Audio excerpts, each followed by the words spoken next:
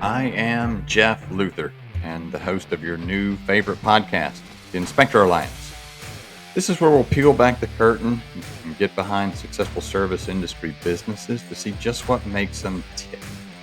We're going to focus around the home inspection business. That's what I've built. I've owned it for a little over 20 years now. But we'll also include other service businesses that might parallel ours so we can learn more. And the more we know, the better off we are, right? All right. We're back again with the Inspector Alliance. Thanks for tuning in. This week I want to talk about the goal of a home inspection, our value as home inspectors, what it is that we're doing out there to deliver value to our clients every inspection, every time. We want to give information, right? That's the idea. And somewhere along the way, this has gotten a little lost or maybe even just a little vague. So I want to revisit it for my own sanity and also to help other folks out there in the inspection community that might be feeling the same way. We want to help clients make an informed decision. That's why the home inspection even exists, right? Are you buying what you think you're buying? All said and done, what the client really wants is probably just a tableside chat that ends with either a thumbs up or a thumbs down, right? Should I buy this place? Kind of give it a rating, like a Siskel and Ebert, the 2 thumbs up. A common question that I would get at the end of a home inspection is, would you buy this house? And I'm sure there are plenty of you out there nodding your heads and yeah, I hear that all the time. This was my answer. If it was a nice place, and it was decent, all houses are going to have issues, right? But if it was a pretty decent place, my common answer or my standard answer would be, I can't really speak to your wants and your needs in a home, but provided that we get the issues in the report addressed, I wouldn't have an issue with my mother or my grandmother living here. And I like them both, is what I would add. If it wasn't in ideal condition, or I had reservations, or it was a place that I wouldn't necessarily want to live in, I might say something like, the place has some issues. A lot of homes do. The challenge then becomes tolerance, right? It's not necessarily the issues in the house, but it's the tolerance. I can't know what your tolerance level might be, but we can certainly agree it's different than mine. And buying a home can be emotional. And why don't we agree it's better not to get my opinion tied up in what might be a partially emotional decision that you're about to make? And I would leave it at that, or something along those lines. Look, I don't want to get my emotions involved in your transaction. So that might help some of you folks out there that have that same issue that you might be dealing with from time to time. So back to my point about a thumbs up or a thumbs down. But they do want useful information to help assist in the purchasing process. Yeah, they want the thumbs up or they want the thumbs down, but they also want that useful information. As inspectors, that becomes cloudy sometimes. And now I'm speaking from experience, because as inspectors, we want to find all the stuff, right? We want to give them the list of bad things. And I can even remember at times when there was a time where clients were at the inspection the majority of the time, and I enjoyed that. I enjoyed that tableside or that countertop chat, whatever you want to call it, the kitchen chat. But I can remember saying, all right, let's go through the report. Now, listen, before I get started here, I think we all need to agree that I'm about to give you a list of bad stuff. I'm the guy that showed up with the bad hair, the bad shoes, and we're going to talk about bad things. That doesn't mean that this house has any more issues than any other house, but you didn't pay me to come in and tell you how nice it was. You came to that conclusion on your own, which is why you've hired me, right? You like the house for whatever reason, and that reason is beyond me, but let's figure out what we're going to be dealing with when we buy it. All right, so let's look at useful for a second. We want to provide useful information. We all want the client to understand that the standard and the scope on the back end of the inspection, and usually when something goes wrong. But let's look at it from the in-exercise approach. What is useful? Per the ASHI standards of practice, this is what they consider to be useful. We need to describe what it is that we're looking at, right? We need to tell them about the roof. What is it? We need to put a note in writing of anything in that system that might be defective or not serving its intended purpose. and items that might need attention soon based on our experience. Aging equipment, right? Aging systems, aging components. What do they need to do about those things? Give them some direction. What are the recommendations? And for us, with our company, we include cost estimates to help kind of give them an understanding in real terms the severity of the issue. Now, we don't include implications like what a leaking faucet might do or what a leaking waistline might do, but we do try to give an estimate of cost on what the repair may be. I'll give you a good example of why we started doing that. This was probably 15 years ago, 10 years ago. I did an inspection for a girl, and everything went fine. House was a little bit older, and in the course of the inspection, we found some minor electrical issues, nothing big at all. It was in a neighborhood that was transitional, but it had kind of started to get to the peak of the transition, or the smoother part of the transition, I guess. So it wasn't in the most desirable neighborhood, but it wasn't in a bad area at all. So did the inspection. Everything seemed okay. We walked through everything at the end. No particularly big issues. And then probably, I guess it was a month later, I was doing an inspection for the same girl. Met her at the inspection and kind of talked to her a little bit about the last house, and then said, well, what happened to that house? Why did that transaction fall through? Oh, there were some huge electrical issues that are going to cost a ton of money, and we ended up just walking away from that. My dad recommended that I just find something else. And I couldn't really remember any huge electrical issues, but I wanted to know. I was like, wow, you know what? I wonder what happened. So I wanted to dig into the report. So I had somebody at the office email me the report, and I went through it a little bit later. And there were non-GFCI protected outlets, bathrooms, in the kitchen. So when I went back, talked to her again about it, I said, hey, you mentioned those big electrical issues. Was it the receptacles that you were talking about? Those non-GFCI outlets, the little test and the reset button? She said, yeah, I didn't know the house was going to have to be rewired for those to be replaced. And that was going to be a huge expense. And I didn't want to go into further detail, right? The ship had already sailed.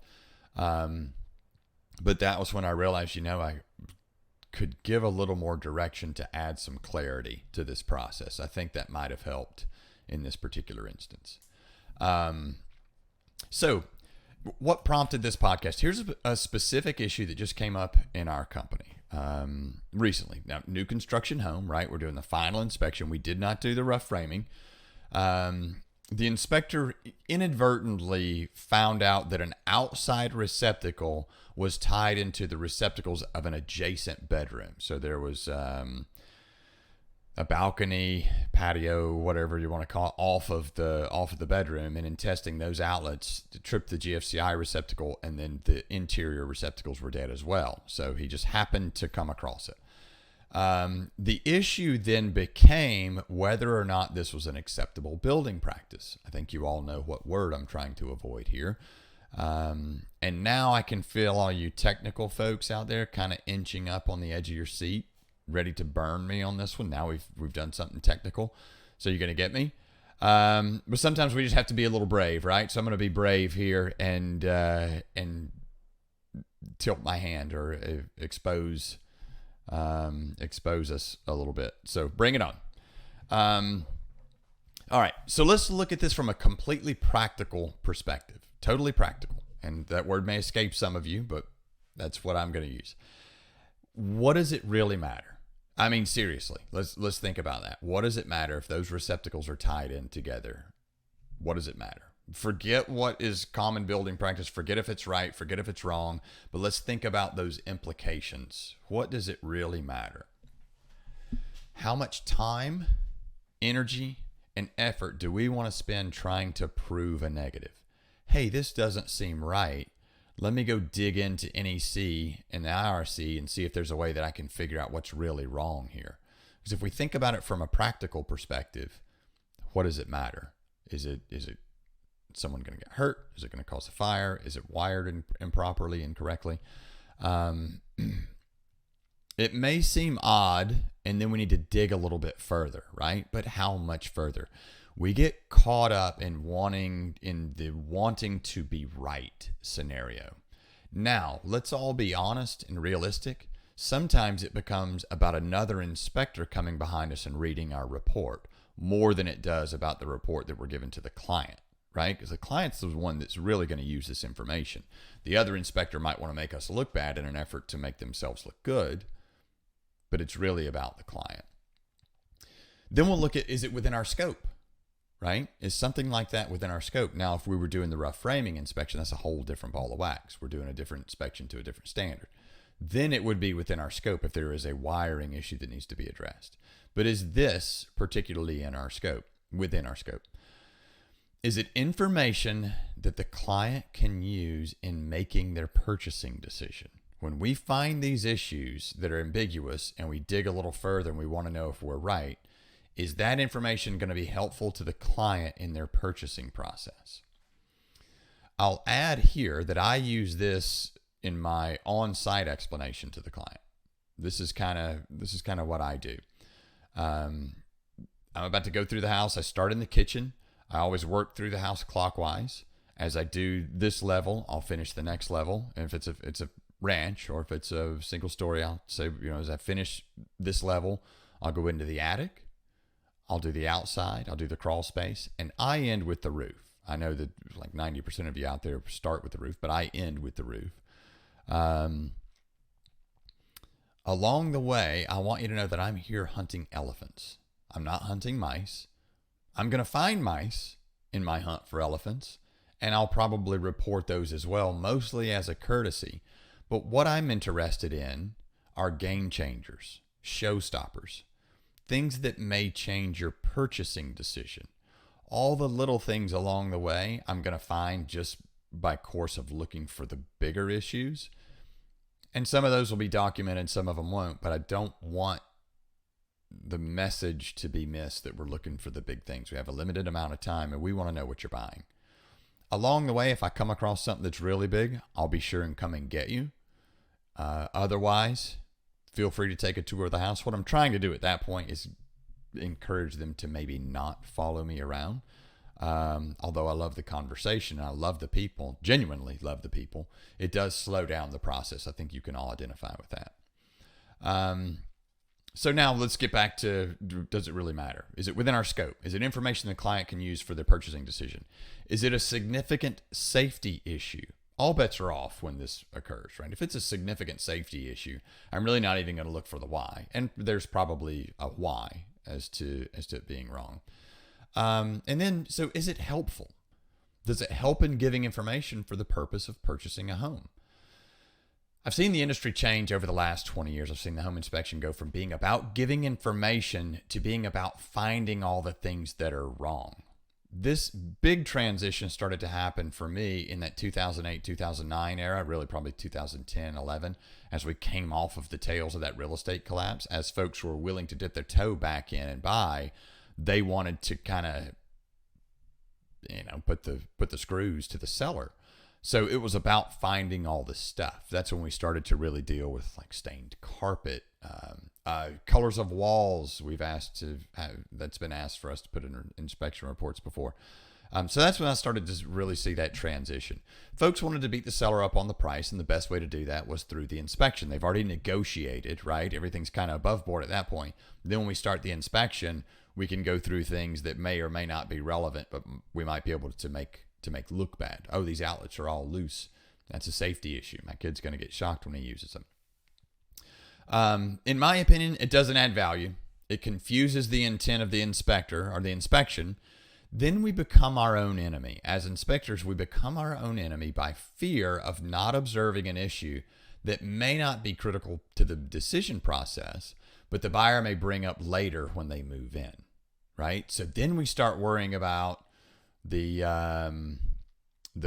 covering our ass mentality. Is it valuable information? Probably not, but I don't want anybody to embarrass me coming back about it later. And that's not really helpful. So I'll close by saying I hope we can all try to kind of come back to center a little bit, right?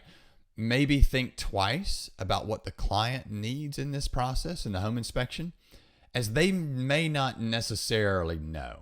And approaching the exercise like we're just going to go out and find bad things takes away a bit from the experience and what the focus may need to be. And remembering that the end user of the product being the report, the end user is our client. It's not another inspector. I'd like to see us all kind of getting back to laying out the ground rules of the game up front better, and then focusing on evaluating the property for the prospective buyer, not looking for all of the bad stuff. If we can lay out the rules of the game better up front, here are the standards, here are my limitations, also understand that we're working against time. I'm supposed to do this in about 3 hours. I have no research on the place. I can't take any of this information back to a lab and analyze it. I have to give you a document when we're done that's going to be pretty technical. I have to tell you about it, sometimes in front of people that may not want to hear it, because while the buyer is there, the seller may be there, the agent or agents may be there. They don't want to hear there might be problems, right? Now, in my experience, I know that traditionally we kind of have this oil and water thing with home inspectors and real estate agents. In my experience, agents genuinely have their client's best interest at heart, and I can say that with seriousness. But sometimes it might be in front of a difficult audience, right? With people that have maybe different interests, particularly when we're talking about a seller. But hopefully we can get back to that part of the goal of the home inspection and go back to adding the value to the client, not looking for all of the bad stuff, and also not getting into a point of contention where we want our reports to look good when another inspector comes across it and takes a look at it. That's not the purpose of the exercise. Again, I'm Jeff Luther with the Inspector Alliance, and if you like what you hear, click that like button and follow us along. More good stuff next week.